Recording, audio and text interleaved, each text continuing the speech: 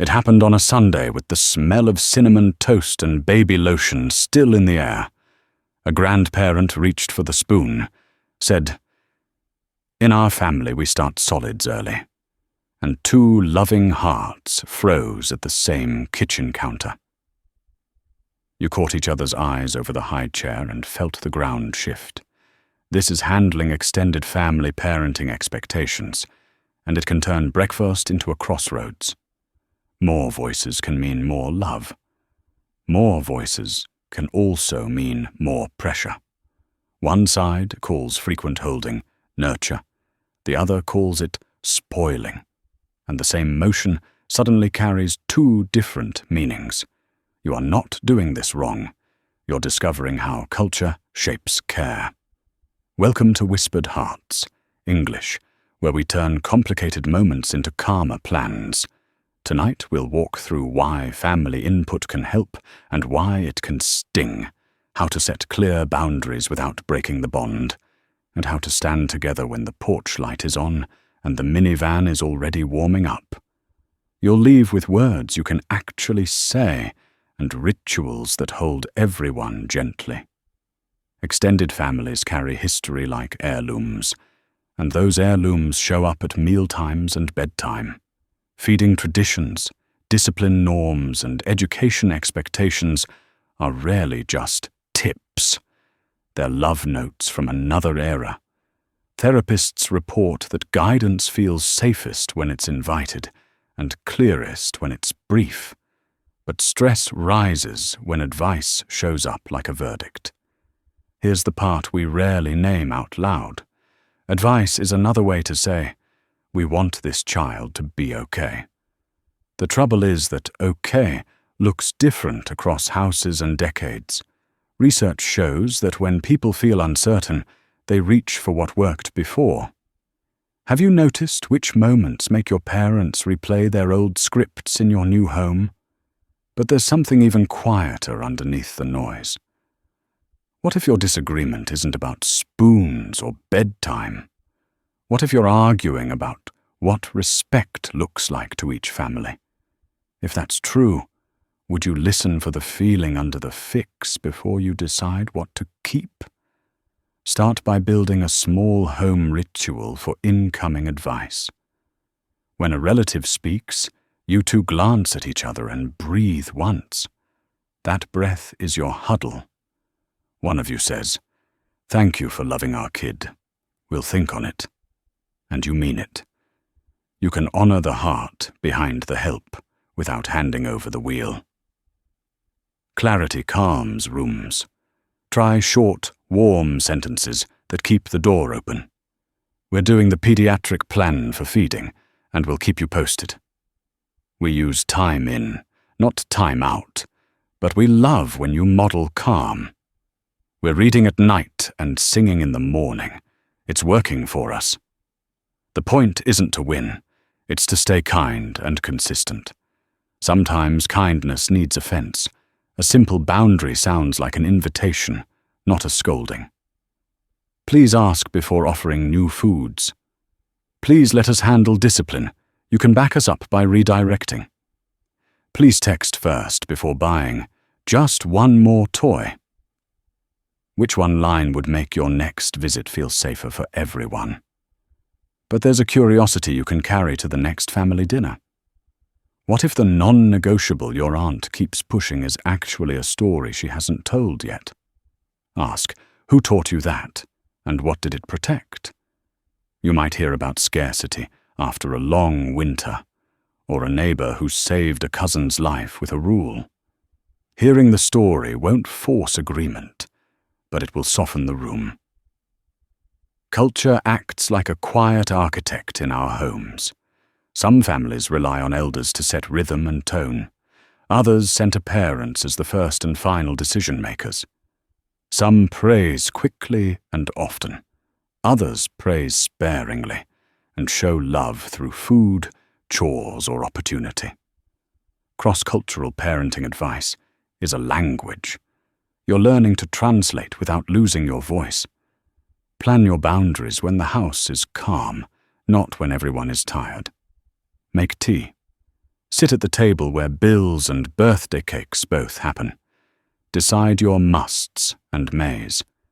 Musts protect safety, values, and routines that keep your child regulated. Mays are flexible, especially for holidays or rare visits. Which 3 musts would steady you right now if you had them in writing? Your phrasing matters.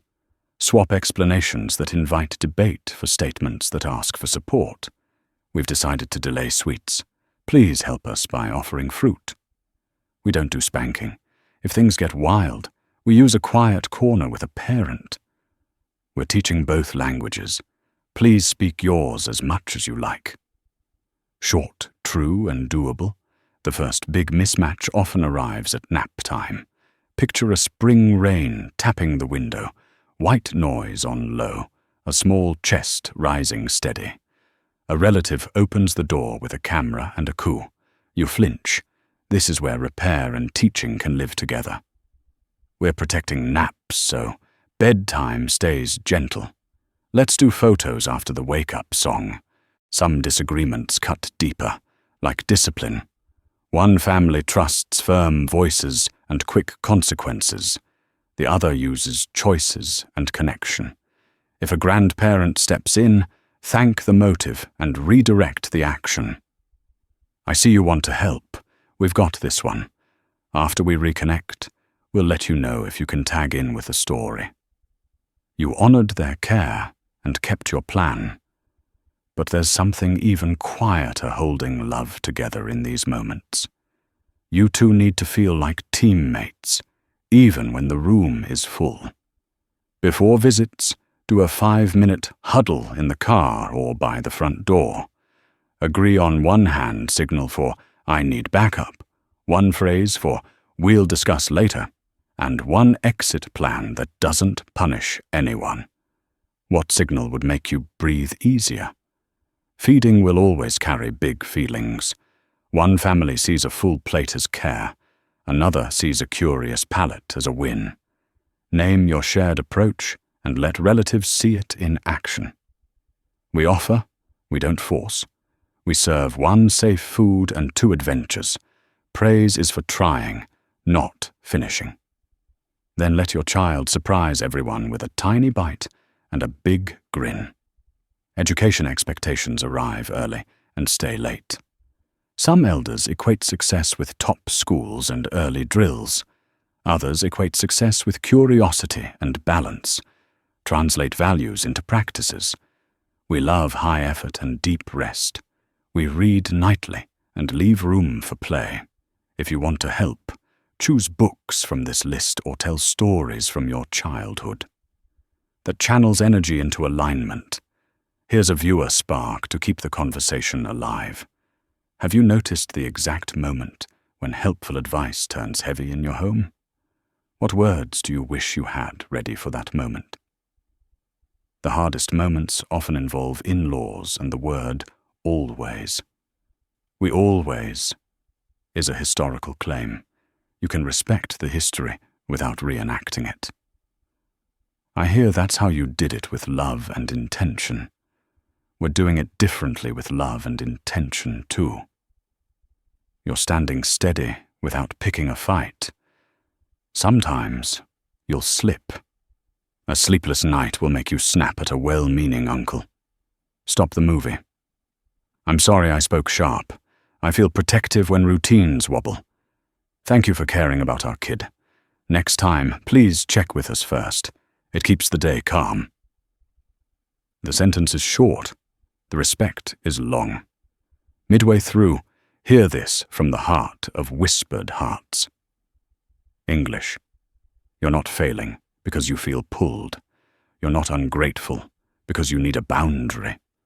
You're building a family on purpose, and that takes steadiness you learn as you go. This channel is your place to practice without shame. Create a family charter you can explain in 2 minutes. We value safety, connection, and curiosity. We protect sleep, we use gentle discipline, and we invite both languages. Share it with grandparents ahead of holidays. Put it on your phone so you can read it when emotions rise. The charter is not a shield. It's a welcome sign with directions. Holiday tables add heat, autumn leaves outside, pies cooling on a counter, cousins running in socked feet. The room carries memories from a dozen kitchens. Name a small plan that keeps the peace. We'll nap at 2, then join the parade. If we slip, we'll do quiet time in the guest room. You've lowered the stakes before they climb. A quick word about gifts. Abundance feels like love in many cultures. If your living room keeps turning into a toy store, set a lane without shaming the giver. We love your generosity. Could we shift to one gift and one experience? Here are ideas that match our values. You didn't say no to love. You said yes to the kind of love that fits your home. When advice arrives wrapped in fear, if you don't, the child will. Answer the fear, not the formula. I hear you're worried about manners. We're teaching them through modeling and practice. It's working. Watch this. Call your child and let them please and thank you their way into the room's smile. But there's something even quieter that can transform repeat conflicts. Tell elders how they matter, not just what you need. She lights up when you sing that lullaby. He eats more when you tell the garden stories. Appreciation is the oil that lets boundary gears turn. People protect what they feel valued for. Education choices can invite chorus and commentary. The rumour mill will ask about languages, schools, tutors and sports. You can preempt a debate with a simple script. We're choosing what fits this child. We'll share updates when we have them. For now, we're focused on curiosity and kindness. The conversation moves without dragging your confidence. Here's another engagement nudge, because your story helps someone else. What's one parenting tradition you want to pass down? Maybe it's a bedtime blessing in 2 languages. Maybe it's Saturday dumplings or a Sunday library trip. Share it below and hand someone a map. Sleepovers, screens, and social media will knock on your door sooner than you think. Decide your first draft now. Screens stay in living areas. Sleepovers are with families we know. Photos of the kids aren't posted without our okay. If relatives push, use the same calm line. We're the safety team. Thanks for backing us up. Invite family into roles that match their strengths. The cousin with patience can help with math. The aunt with stories can build family history binders. The grandparent who cooks with flair can host kitchen school twice a month. Managing in-law parenting input gets easier when everyone has a job they love. When languages collide, make it a celebration. Let grandparents speak their language without apology. Ask them to teach a phrase a week. Tape it to the fridge. Cheer when your child mangles the vowel and then gets it right. Cultural parenting differences shrink when the house sounds like everyone's home. But there's something even quieter, holding your future together. You two need a united front that feels loving on the inside, not just polished on the outside. Create a weekly 10-minute parent sync on the porch or at the kitchen table. Share one worry, one win, and one boundary to protect this week. That tiny ritual will save you from 100 hallway whispers. On a summer evening, picture string lights on a back deck and a toddler sticky with watermelon. A relative says, "In our country, kids stay up late at parties." You smile and answer, "We love that image. Tonight we're keeping bedtime so tomorrow stays kind. Let's plan a late night for the holiday next month." You said no and yes in the same breath. On a crisp winter morning, breath fogs the glass as you strap on tiny boots. A grandparent mails a heavy book of drills. "Start these now," the note urges. You text back, "We appreciate the care. We're playing our way into skills at this age. When she's ready, we'll ask you to help." You returned love without accepting pressure. If conflict spikes during a visit, step outside together for 90 seconds. Stand on the stoop, hear a neighborhood dog bark and fall quiet again, and do the fastest repair. I felt exposed when you agreed in the room. Next time, can we say, "We'll discuss and get back to you"? Then you squeeze hands and go back in. The team is intact. When you're the visiting family, watch the home's rhythm before you make a move. Shoes on or off. Food offered twice or thrice. Kids greeted first or elders first. Mirror the pattern that says, "We see you." Mirroring is respect your body can show without a speech. Sometimes, the tenderest boundary is distance for a season. If a dynamic remains unsafe or shaming, protect your child and each other while you seek repair with help. We love you. We're taking space to keep our home gentle. We hope to reconnect around these agreements. Short, true, brave. Mid-roll, let this assurance settle from whispered hearts. English. You don't owe anyone a performance. You owe your child a steady home. You owe each other soft eyes at 2 a.m. and honest words at 2 p.m. This is a place where you can be grateful and firm at the same time. When extended family input is generous, celebrate it out loud. Your lullaby saved us last night. Your soup fixed a rough day. Your story taught him our history. People repeat what gets praised. You're training the room toward what helps. Turn big conversations into small ones by anchoring them to moments, not gatherings. Ask for 5 minutes after dinner, not a grand summit at Thanksgiving. Can we share how bedtime works for us before we go? The smaller the ask, the easier the yes. Teach your child to thank and to choose. Say thank you to Auntie for the second cookie offer. Now tell Auntie what your body needs. They'll learn that gratitude and boundaries can live in the same sentence. That's a gift they'll use long after homework ends. If you're co-parenting across households or navigating blended family layers, clarity matters even more. Share the charter, the calendar, and the vocabulary you use for feelings and rules. Keep tone neutral and purpose-focused. Children relax when the adults are working the same map. Education pressure can sneak in sideways. Extra classes, early reading races, instrument sign-ups before hands can reach the keys. Choose your tempo and repeat it gently. We're growing a love of learning first. Skills will follow. When the report card arrives, praise effort, kindness, and curiosity before grades. Elders will mirror your order. Here's one more viewer prompt before we land. What words would turn down the heat in your family without turning anyone away? Write one sentence now. Keep it in your notes. You'll thank yourself later. As your family grows, so will your confidence.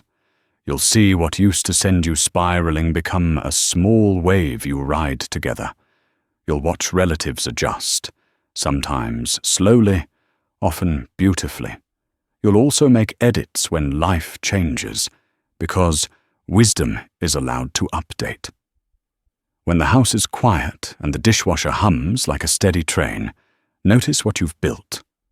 Bedtime in 2 languages, a fridge with soups from 2 kitchens, photo frames that hold old weddings and new first days of school. Parenting harmony in multicultural families is not accidental. It's practiced.